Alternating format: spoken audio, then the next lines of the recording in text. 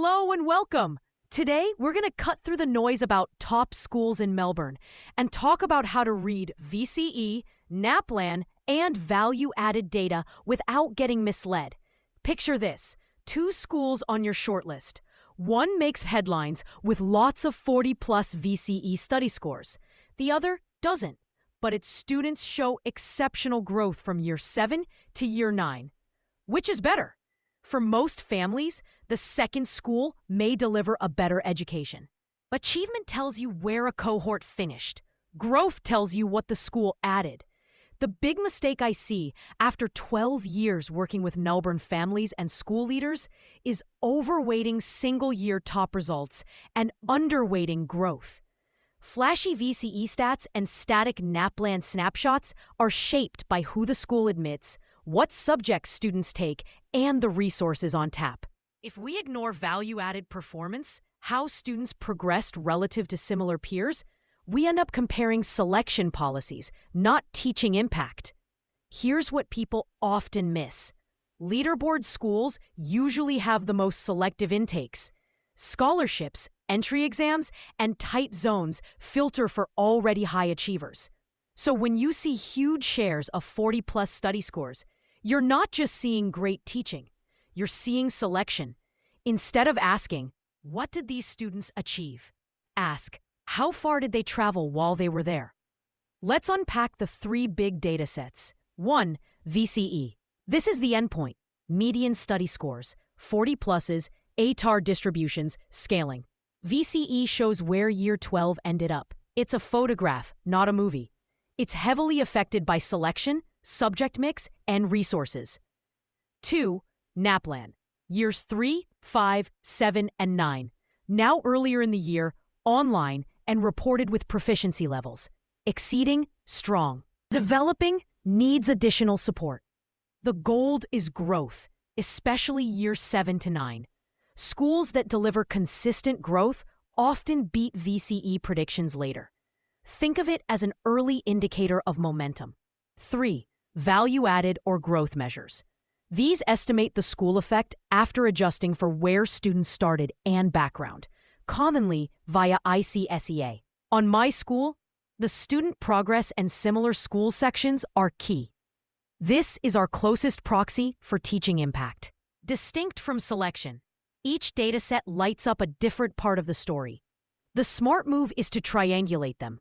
Families who combine all 3 consistently report better satisfaction later.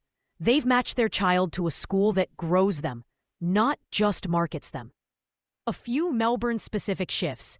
NAPLAN reform in 2023 moved testing to March and introduced proficiency levels. Earlier testing and online delivery reduce cramming effects. Be careful comparing 2022 to 2023. Look for growth and multi-year patterns. If a school stayed strong through the transition, that signals robust practice. Senior pathways are changing. VCAL has been replaced by the VCE vocational major. More schools blend academic and applied learning. If your child is pathway flexible, look beyond ATAR.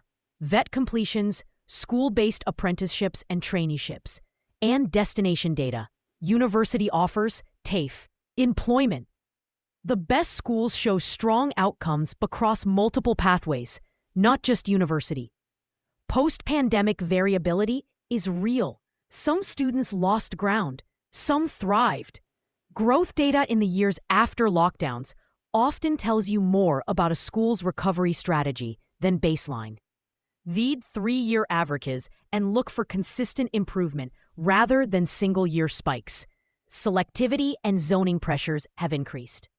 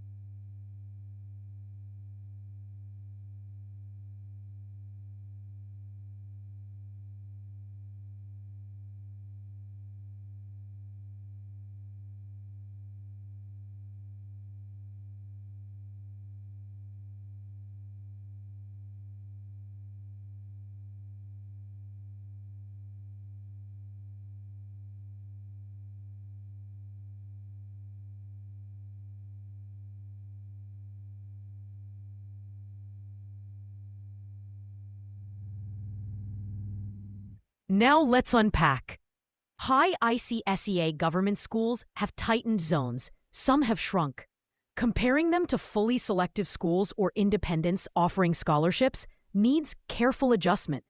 Sometimes what looks like superior teaching is simply a more selective intake. So how do you turn this into a clear decision? Use a weighted framework that shifts the focus from prestige to fit and impact. Step 1. Define your objectives. What does success look like for your family? University-bound and highly academic? Passionate about STEM, arts, or languages? Exploring vocational pathways? Do they thrive on competition or collaboration? Need structure or independence? How important are co-curriculars? Your answers should shape how you weight achievement, growth, and culture. Step 2.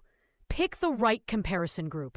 Melbourne has 3 main buckets. Selective entry schools like Melbourne High and Mac Robertson. Expect high VCE results. Judge them on growth and breadth. Are they stretching high achievers or coasting? Open enrollment, high ICESEA government schools. Weigh outcomes and value added, with an eye on consistency and subject depth over multiple years. Independent and IB schools. Evaluate VCE or IB outcomes, equivalence between the two, subject scaling patterns, average IB scores versus VCE ATAR distributions, and destination diversity. With independence, ask what the fees actually buy in class sizes, support staff, and facilities. Step 3. Weight the components. A balanced default, 40% on value-added growth. Use My School's student progress and similar schools. Prioritize years 7 to 9 gains. Look for consistent above-expected growth in literacy and numeracy. 30% on VCE or IB achievement. Don't stop at 40+ percentages. Check median study score, ATAR spread. Year 12 completion rates, and sudden shifts that might hint at cohort culling. Adjust for subject mix. Heavy specialist maths or niche languages naturally lift 40+ shares due to scaling. 15% on breadth and pathways. Depth in maths and science, strong arts and languages, access to advanced subjects, robust VET, smooth VCE vocational major delivery, and healthy retention in extension options. 10% on well-being and support. Attendance. Student survey data where available. Tutoring and literacy interventions. Counselor ratios, and support for mid-range students, as well as top and struggling learners. 5% on culture and co-curricular fit. Music, sport, debating, clubs, leadership, and the day-to-day feel that either motivates your child or wears them down. Step 4. Assemble the evidence. Start with My School for ICESA, student progress, and similar schools. Check each school's annual report for attendance, retention, and destinations. For VCE, review VCAA or school summaries across 3 years. For IB, look for average IB score and the percentage over 40 points. If pathways matter, ask for VET and SBAT data. Always smooth volatility with a multi-year window. Step 5. Adjust for confounders. Entrance exams, scholarships, or tight zones filtering intake. Tiny cohorts making percentages jump. Lots of heavily scaled subjects. A dip in numbers from year 10 to 12 that could inflate results. Does the school celebrate growth across the cohort or just a handful of top scorers? Step 6. Visit and validate. On tour, ask growth questions. How do you measure progress from each student's starting point? What interventions kick in when progress stalls? How do you support students cruising at the top and those in the middle? What's the homework rhythm and feedback cycle? How stable is the teaching team? What's the plan for device use and study skills? And practically, what does the commute feel like on a wet Tuesday in winter? Step 7. Make the call. If you're torn, choose the school that can take your child from where they are to where they want to go, with a culture that fits who they are right now. The school that reliably grows students like your child is a safer bet than the school that simply admits already high performers. A quick example. School A boasts 55% of study scores above 40, is highly selective, heavy on scaled subjects, and has average NAPLAN growth relative to similar schools.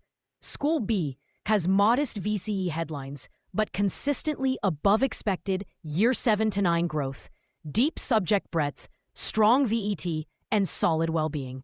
If your child is capable but not yet elite, the weighting often tilts to School B, because the odds of strong progress are higher. Here's your simple weekend checklist. 1. Define your top 3 priorities: outcomes, growth, and fit. Then rank them. 2. On My School, compare student progress for your shortlist against similar schools, and skim 3 years of VCE or IB results for stability. 3. Book tours and ask growth questions, not marketing questions. The good news, Melbourne has many good schools. The trick isn't to chase the loudest scoreboard, but to find the school with a proven track record of adding value for students like yours. Achievement tells a story. Growth tells the truth. Use all 3 datasets, read them over several years, and focus on the fit between your child and the school's teaching, pathways, and culture. Do that, and the decision gets a whole lot easier. Thanks for listening. If this helped, share it with someone deep in the school search. And remember, the best school is the one that will grow your child the most.